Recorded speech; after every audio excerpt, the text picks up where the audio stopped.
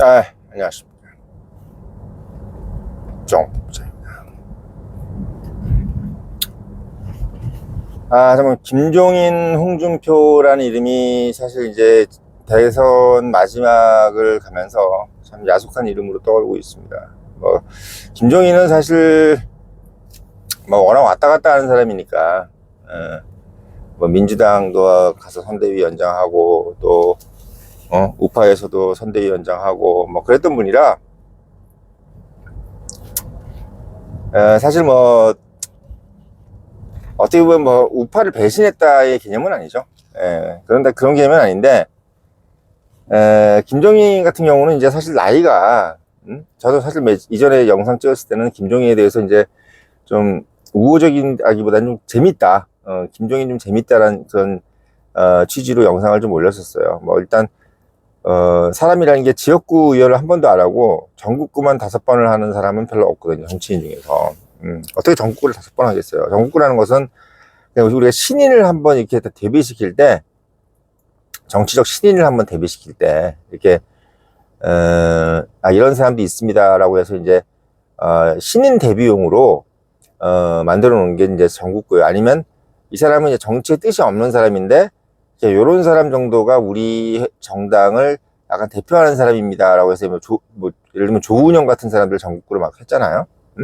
또는 여러 가지 외국인들 중에서 한다든지 그런 식으로 이제 해서 전국구를, 운동선수라든지 이런 식으로 해서 전국구를 한 번씩은 하는 정도가 있는데, 전국구를 2번, 3번 한다는 경우는 없죠. 왜냐면 어차피 데뷔용이니까. 그러니까 모델하우스 같은 거예요, 모델하우스. 그러니까 모델하우스에서 사는 사람은 없잖아요. 근데 김종인은 모델하우스에 사는 거야. 그렇죠. 그러니까 모델하우스에 산 사람인 거지, 김종인은. 약간 참 재밌는 거죠. 사실 그런 일이 어디 있겠습니까? 근데 김종인은 사실은 박정희 때부터 이제 청와대에서 근무해서 전두환, 노태우, 쭉 이어오면서 계속 어떻게 보면 정치권에서 있으면서, 음지 또 양지에서 계속 심지어 스모도 있었죠.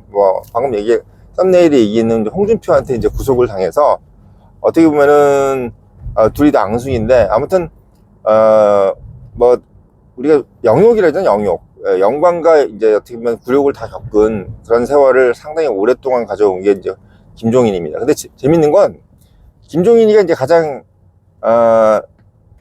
그 부각을 받는 거는 오랫동안 전국구 5선한 것도 사실 어떻게 보면 웃기는 얘기지만, 선대위원장을 왔다 갔다 하면서 하는 거예요. 민주당에서도 하고, 또, 국힘에서도 하고. 그러니까, 보통 그렇게 여야를 왔다 갔다 하면서, 선대위원장을 하기가 당연히 어렵죠. 근데, 이상하게 김종인이가 선대위원장을 하면, 이상하게 당선이 되기 시작하면서, 그냥 약간 그러니까, 운동 감독으로 따지면 약간 좀 특화된 감독인 거지.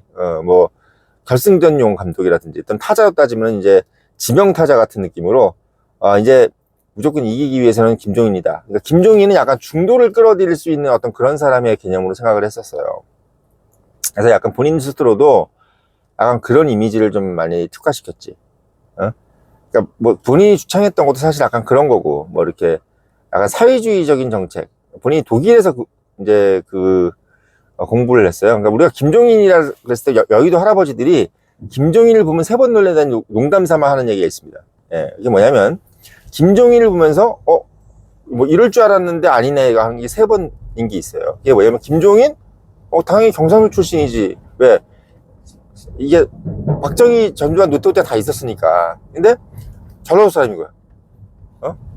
김병로의 외손자예요. 김병로, 우리나라 초대 법무부 장관의 외손자입니다. 근데 이 전라도 출신인데, 물론 이제 약간 보수적이에요, 보수. 부잣집 자식이니까. 그러니까 김종인은 전라도라고 놀래고, 또 뭐라고 놀리냐면 서울대 나왔겠지 당연히. 근데 알고 봤더니 외국어대를 나왔어요. 외국어대 도곡관가 나왔어요. 도곡관. 그리고 경제학과인가 도곡관가, 아무튼 나오고, 또 놀란 게 뭐냐면 당연히 미국 가서 유학했겠지 라고 했는데 독일 가서 유학을 했어요. 그러니까 김종인은 약간 좀 특색이 있어. 그래서 사람들이 이제 여의도에 있는 할아버지들이, 여의도에서 이제 보면은 자기 서울대 나오고 미국 유학 갔다 오고 경상도 출신이고 이런 사람들도 다 지금 뭐 한 자리는 뭐 무슨 국회의원 한 자리는 고사하고 여의도 연구원장 정도도 못 해본 사람들이 수두룩 빽빽인데 거기 앉아가지고 다들 계시단 말이야. 근데 그런 사람들이 보기에 김종인이가 얼마나 배 아프겠어요, 사실은. 근데 아무튼 김종인에 대한 비아냥거림은 그런 겁니다. 그러니까 참고로 알고 계시라는 거지. 근데 그런 김종인이 사실 지금까지는 인기가 있었고 또 윤석열 대통령 될 때도 막 이렇게 뭐 푼수 두다가 결국은 또 삐져서 나가고 막 그랬다. 어차피 삐져서 가는 게 또 컨셉이야. 근데 민주당에서도 삐져서 가고 또 국힘에서도 삐져서 가고, 그러니까 본인이 당선을 시켜놓고 또 가.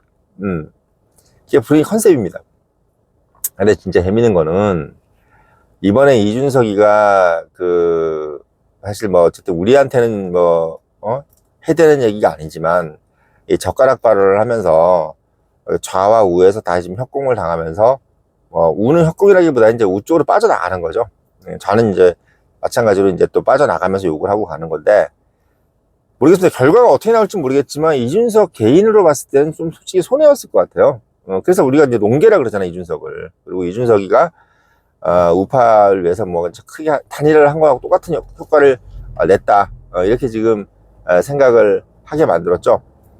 그러면 이제 김종인이가 정신 똑바로 박힌 영감이면은 어제쯤 이제 무슨 얘기를 했어야 되냐면, 여기 이준석이가 잘못했다, 이준석이가 실수했다, 내가 이제 그런 줄 몰랐다, 이렇게 하면 되는데, 김종인은 이제 어제 무슨 얘기를 했냐면, 이재명이가 50% 이상 차지할 거고, 그리고 김문수는 40% 미만, 그리고 이준석이가 15%를 받을 거라고 이제 떠들었어요.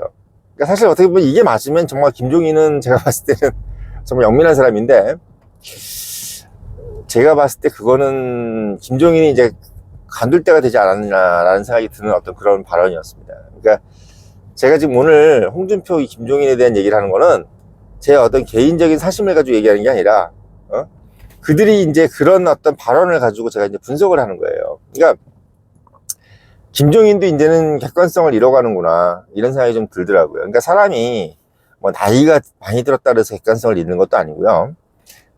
또는 뭐 너무 많이 배웠다 그래서 객관성을 잃는 것도 아니야.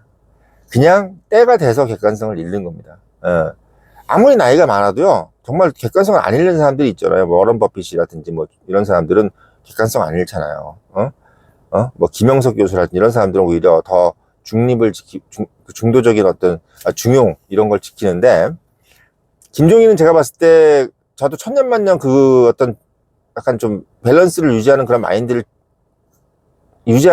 지킬 줄 알았는데, 어제 보니까 김종인은 이제 때가 됐구나, 이분도 이제 그만할 때가 됐구나라는 생각을 하게 됩니다. 그러니까 이준석이가 이 발언이 몇 명을 지금 일단 집에 보낼 것 같습니다. 그러니까 제가 오늘 이 얘기를 하는 이유는 이준석의 젓가락 발언을 통해서 이제 2명은 날아가겠구나 라는 생각이 좀 드는 거예요. 예. 물론 정치라는 것이 생물이기 때문에 또 뭐 어떻게 전개될지 모르겠지만, 제가 봤을 때는 이준석이의 어떤 그 발언이 제가 봤을 때는 김종인하고 홍준표 정도는 가뿐하게 날리겠구나라는 생각이 들었습니다. 그러니까 김종인하고 홍준표는 사실은 대한민국 정치를 위해서 뭔가 저렇게 발언을 하는 게 아니라 본인의 어떤 그 포지션이 유지해요. 이게 사실 대한민국 정치라는 게 이렇게 막 자기 존재감을 계속 유지하기가 힘들거든요. 그러니까 뭐 워낙 또 돈 많은 사람들도 많고 권력 있는 사람들도 많고 막 그런 상황인데, 거기서 자기가 어떤 걸 유지하려면 당연히 이게 무리수를 둬야 되는 거예요. 그러니까 이준석이도 이렇게 무리수를 둔 이유가, 본인이 사실 지금 그냥 가만히 있으면은 좌우로 뭔가 빠져나갈 것 같으니까 지금 이 사람이 무리수를 둔 거야. 근데 그 무리수를 두게 만든 훈수를 둔 사람이 2명인데 그게 김종인하고 홍준표란 얘기예요, 제 말씀은. 예, 홍준표란 말입니다. 그래서 홍준표도 마찬가지로, 제가 지난번에 뭐 홍준표 때문에 막 홍키벌레라 그러고 막 홍준표에 대해서 엄청 욕을 했잖아요. 국힘에 대해서 막 이렇게 뭐 분탕질하고 내부총질하고. 근데 그건 이미 이제 알고 있는 얘기니까 제가 그것 때문에 오늘 뭐 홍준표가 문제가 있다 이런 말씀을 드리려는 게 아니라, 홍준표도 이제는 감을 잃었구나라는 얘기를 하기 위해서 제가 오늘 이 말씀을 드리는 거예요. 그러니까 이준석을 통해서 두 사람이 감을 잃었구나라는 생각을 하는 겁니다. 그러니까 이거는 결국은 두 사람의 조언을 통해서 이준석이가 사실 어떻게 보면 약간 지금 희생되는 상황이 된 거예요. 예, 이준석이가 희생되는 상황이 된 건데, 그러니까 뭐 썸네일에서 제가 이준석이 희생됐다라는 얘기를 한 건 아닌데, 제가 썸네일에서 홍준표하고 이제 김종인은 그만 갈 때가 됐다. 왜? 이제 할 만큼 하지 않았느냐. 이 할 만큼 했다는 말이 뭐냐면, 이 사람 두 사람들이 공통점이 뭐냐면, 자신의 이 한국 정치에서 자신들의 어떤 자리매김을 위해서 누군가를 자꾸 희생시켜요. 예, 그리고 누군가를 자꾸 이제 그 사람을 도와주는 척 하면서 그 사람을 희생시킨다고, 사실은. 예. 그게 그 사람들의 어떤 약간, 특징이야. 뭐, 김종인이 자꾸 뭐 신인 발굴한다는 척 하면서 그 사람을 이용해서 또 아니면 또 버리고, 뭐, 그러면서 뭐 별의 순간이 왔네, 안 왔네, 그러면서, 한동훈한테도 그런 얘기 했다가, 그러니까 사람한테 자꾸 뭔가를 심어줘가지고, 그 사람이 약간 좀 부흥 뜨게 만든 다음에 그 사람이 실수하게 만들어요. 그게 김종인이가 대표적인 건데, 그러니까 한동훈한테도 뭔가, 사실 한동훈이나 이준석이나 뭔가를 되게 배워야 될 나이잖아요, 사실. 왜냐면 나이도 나이지만 정치적인 어떤 그 경륜이 많지 않은 상황이기 때문에, 내가 마치 무슨 영웅인 것처럼 이렇게 막 우쭐하게 만들면은 사람이 한동훈처럼 되고 이준석처럼 되는 거예요. 근데 김종인이가 뭐가 문제냐면, 한동훈이나 이준석 같이 어떻게 보면 우파에서 상당히 역할을 할 수 있는 사람들을 자꾸 어떻게 보면 우쭐하게 만들어서, 우쭐하게 만들어서 저렇게 실수를 하게 만드는 거지. 사실 한동훈이나 이준석이 갈 길은 옛날 뭐 60의 황태자라 그래서 박철원 같은 사람이 될 수 있는 가능성이 상당히 높은 거야, 지금. 역대상으로 어떻게 보면은 그런 사람들이 얼마나 많아요. 막 박정희 때도 뭐 예를 들면 뭐 차지철이라든지, 이런 사람들. 사실 뭐 김재규도 그런 거예요, 결국은. 뭐 떠오르는 샛별이었단 말이야. 김재규, 차지철 뭐 이런 사람들, 뭐 김종필, 다 이런 사람들이 그냥 어떻게 보면 헛바람 들었다가 결국은 낙동강 오리알 된 게 대한민국 정치란 말이에요. 그러니까 한동훈이나 이준석도 얼마나 좋은 프로필을 가지고 있어. 뭐 하버드에다가 서울법대 뭐 어쩌고, 그러니까 이런 것들이 결국은 제대로 된 어떤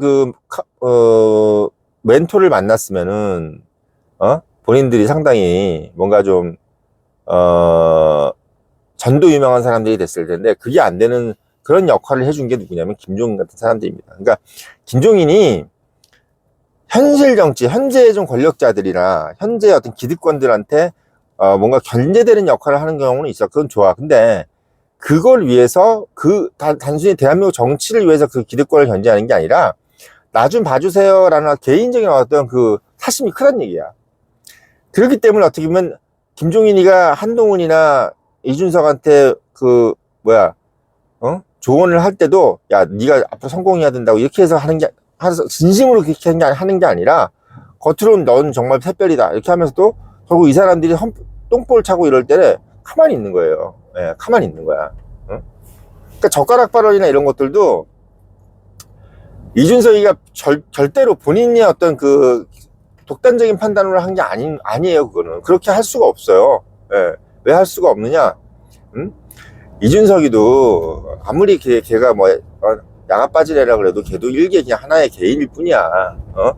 이 정치라는 것은 도도한 바다 망망대해에 있는 어떤 배 위에 있는 사람 같은 느낌인 거예요. 아무것도 안 보인다고, 실제로 거기 여의도에서 보면은. 그게 어떻게 보면 정치란 말이에요. 이준석이도 지금 그 발언할 때 표정 봤죠? 저는 그걸 유심히 봤거든요. 자기가 되게 어려워하는 발언을 하는 그런 표정이 딱 찍히잖아요. 얼굴이 찡그러지면서 미간이 확 찡그러지잖아요. 이준석이가 사이코패스가 아니야. 내가 봤을 때는. 그냥 걔가 정말 누구의 어떤 주문에 의해서 또는, 그걸 젓가락 같은 걸 하라라는 개념보다는 아주 자극적인, 상대를 아주 후협할 수 있는 걸 하라고 했겠지. 근데 그게 이제 젓가락 같은 게 나왔는데, 이런 부분에서 이준석이도 결국은 어떤 조언을 받은 겁니다. 또 영향을 받았을 수도 있고. 근데 그 부분에 가장 큰 역할을 한 사람이 결국은 김종인 같은 사람들인 거예요. 김종인. 그래서 저는 김종인이 사실 참 아쉽습니다. 이제는 또, 그리고 더더욱 재밌는 건 뭐냐면, 그런 발언이 있고 나서는 이준석이가 잘못했다. 사실 거긴 조갑제나 정규제도 마찬가지야. 그 사람들이 정규제나 조갑제도 얼마나 이준석을 빨았어요. 그러면 이준석 정규제나 조갑제가 이런 부분은 좀 잘못했다. 왜? 정규제, 조갑제 이런 사람들 다 김종인 얼마나 절차적인 민주주의를 중요시 여겼던 사람들이에요. 뭐 쿠데타는 안 된다, 뭐 계엄은 안 된다 어쩌고 하면서 그렇게 절차적인 걸 중요시하겠던 사람이 이준석이는 왜 그러면 비난을 안 해? 말이 안 되는 거지. 김문수 같았으면 절대 할 수 없는 질문이잖아요. 아무리 우리 속은 시원하다 하더라도. 그러니까 그런 부분이잖아. 그러니까 김종인이 제가 봤을 때 뭐가 문제냐면 사실 어떻게 보면은 전도 유망한 그 인재들을 이끌어준 척 하면서 결국은 본인의 사심을 채운 사람이 어떻게 보면 김종인이고 지금까지도 그래 왔고 그렇기 때문에 어떻게 보면은 계속 어떻게 보면 대통령 당선시켜 놓고도 본인이 계속 거기 있지 못하고 어떻게 보면은 결국은 이제 쫓겨나는 그런 것을 반복했던 이유가 바로 이런 부분이거든요. 그러니까 사람들이 아는 거야 그 사람의 본심을. 마찬가지로 홍준표도 똑같아요. 홍준표도 늘상 누구랑 친하다. 홍준표도 결국 이준석이랑 붙어 있었잖아요. 요번에 재밌는 게 이준석이가 지금 업된 가장 큰 이유가 뭐냐면 김종인이 계속 본인에 대해서 어떻게 이렇게 띄웠던 거하고 똑같이 홍준표도 또 이준석이를 엄청 또 이렇게 띄워준 거야.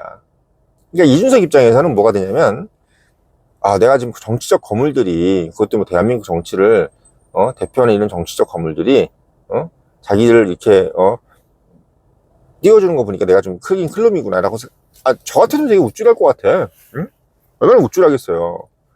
뭐 예를 들면 뭐 우리 이재용 뭐 삼성 회장하고 뭐 삼성 뭐 부회장 뭐 이런 사람들이 몇 명 모여가지고 또 SK 최태원 이런 사람들이 와가지고 그치 삼성 이재용 뭐 최태원 이런 사람들이 갑자기 나 부르더니 야 너 정말 이 대한민국 재기를 이끌어갈 놈이다. 우리가 얼마든지 도와줄게. 필요한 거 있으면 다 얘기해.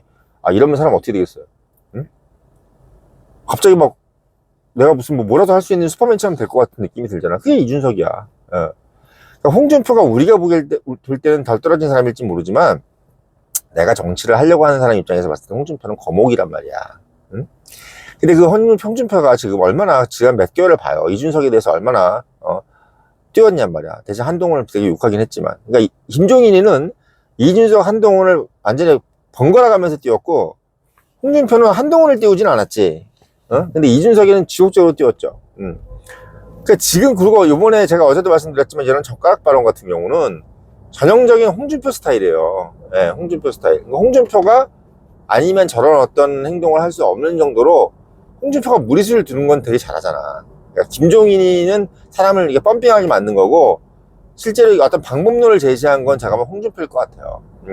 그리고 사실 어떻게 보면 미국 가고 뭐 이런 행동하는 것도 홍준표의 무리수 중에 하나지 않습니까? 뭐 예를 들면 뭐 지금 한창 대선 하고 있는 사람한테 뭐 뒤에서 막 이렇게 뭐 칼 꽂고 이런 소리 하고 뭐 내부 총질하고 이런 모습들도 사실은 홍준표 아니면 못하지 않습니까? 이런 부분들이 좀 극단적인 방법을 쓰는 거죠. 홍준표는 항상 보면 막 발언도 좀 극단적으로 하고 콩카콜라라 그래가지고 그런 부분들을 결국은 그게 이제 엑기스로 나온 것이 이준석의 젓가락 발언이에요. 그러니까 이준석이가 지금 나중에 아마 그런 거를 뭐 얘기를 할지 안 할지 모르겠는데 제가 봤을 때는 언젠가는 그건 밝혀질 거라고 봅니다.